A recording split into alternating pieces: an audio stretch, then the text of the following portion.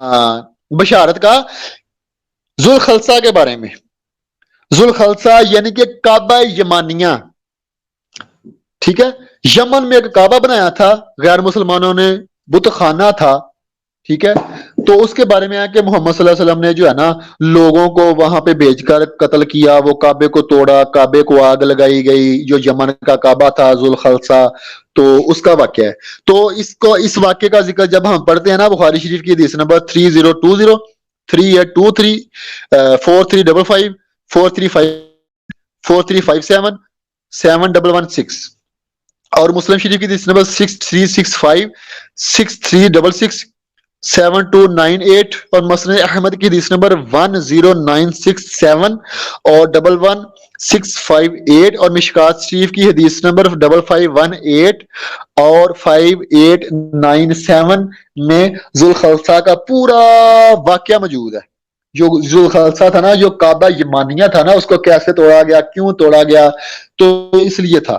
ٹھیک ہے, اسے قبلہ دوس کے لوگ اس بت خانہ کی عبادت کرتے تھے, اور اسے کعبہ یمانیہ بھی کہا جاتا ہے. اور نبی صلی اللہ علیہ وسلم نے کہا کون مجھے ذوالخلصہ سے بے فکر کرے گا. یہ حدیث میں ہے کہ یہ قبلہ خصعم کا ایک بت خانہ تھا, اور احمس قبیلہ کے 150 آدمیوں نے جا کر حضرت جریر رضی اللہ تعالیٰ عنہ کے ساتھ وہاں کے بت خانے کو توڑا اور آگ لگا دی. یہ کعبہ کے مقابل بنایا گیا تھا. تو بتاؤ, کعبہ جو اللہ کا گھر ہے, اس کے مقابل اگر کوئی بن جائے تو یہ برداشت ہو سکتا ہے؟ نہیں. اگر تمہارے چرچ کے برابر کوئی جھوٹا چرچ بنا دیا جائے تو تمہارے تم لوگ برداشت. ٹھیک ہے, 2 نمبری, اور چرچ کے نام پر اس میں 2 نمبری بھی ہو رہی ہو تو تم برداشت کرو گے؟ تو اس لیے انہوں نے اس کو کعبہ بنایا ہوا تھا, لیکن کعبہ میں ہو کیا رہا تھا؟ بت پرستی. تو یہ برداشت تو نہیں نہ ہونا پھر. اب یہ لوگ کہتے ہیں کہ دیکھو جی, یہ مین کوشچن یہ تھا کہ دیکھو جی ان کی عبادت گاہوں کو بھی توڑا گیا, ان کی عبادت گاہوں کو بھی توڑا گیا. اب بائبل میں جو عبادت گاہوں کو توڑا گیا میں وہ آپ کو ریفرنس دیتا ہوں.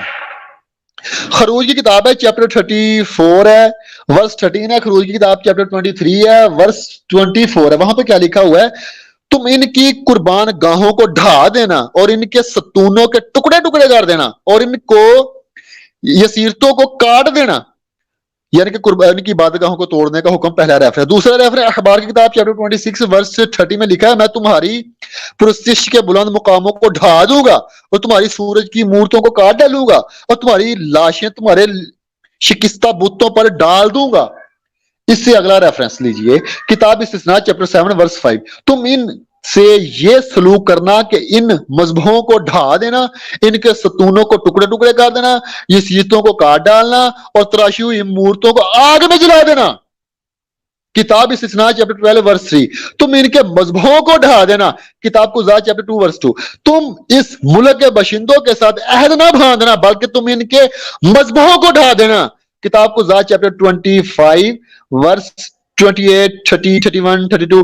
اس رات خداوند نے کہا اپنے باپ کا جوان بیل, یعنی وہ دوسرا بیل جو 7 برس کا ہے, اور بال کے مذہب کو جو تیرے باپ کا ہے ڈھا کر دے. ڈھا دیا, ٹھیک, ڈھا بھی دیا گیا. سلاطین کی کتاب نمبر 2 چیپٹر 10 ورس 17. اور بال کے ستونوں کو چکنا چور کیا اور بال کا مندر ڈھا کر اسے سنگسار بنا دیا, سنڈاس بنا دیا. ٹھیک ہے, اور سلاطین کی کتاب نمبر 2 چیپٹر 21 ورس 3. تواریخ کی کتاب نمبر 2 چیپٹر 33 ورس 3 میں لکھا ہوا ہے حزقیہ نے ان کے اونچے مقاموں کو ڈھا دیا.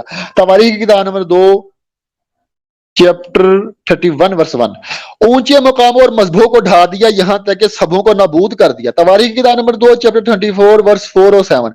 بال کے مذبحوں کو ڈھا دیا گیا, سورج کی مورتوں کو توڑ دیا گیا ٹکڑے ٹکڑے, اور ان کی قبروں پر مارے جنہوں نے ان کی قربان گاہیں بنائی تھی نا, جن لوگوں نے وہ قربان گاہیں بنائی تھی, جب ان کی قربان گاہ کو ڈھا دیا گیا تو ان پتھروں کو ان لوگوں کی قبروں کے اوپر مارا گیا. یہ دیکھو جناب چیپٹر 6 ورس 5 ہے, اٹھو رات ہی کو چڑھ چلیں اور ان کے حقیروں کو, ان کے حقیقتوں کو ڈھا دیں.